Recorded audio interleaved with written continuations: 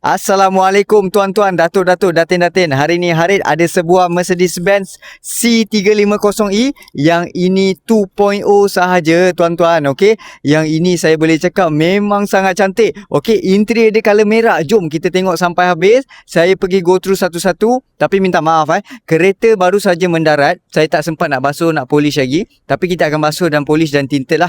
Okey, kereta ni akan bagi free service tuan-tuan. Nombor plate 188 memang sangat cantik tuan-tuan. Okey. Tuan-tuan nilai sendiri. Macam mana? Cantik tak?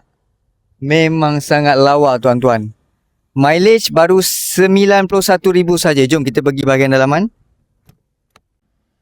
Untuk kereta ni tuan-tuan 91,000 saja tuan-tuan Okey, yang ini adalah AMG line. Okey, yang ini original carbon. Memang konsep AMG dia akan bagi original carbon lah. Memang sangat lawa.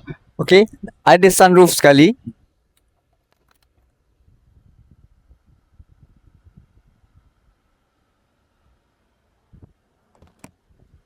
Alright, tuan-tuan, kereta dah ready Puspakom.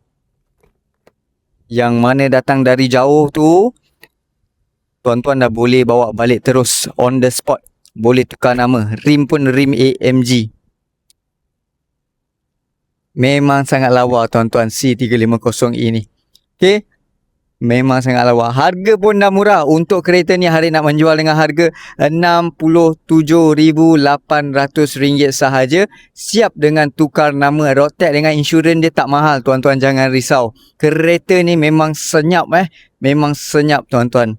Okay. So kalau tuan-tuan berminat boleh terus kontak Harid, okey.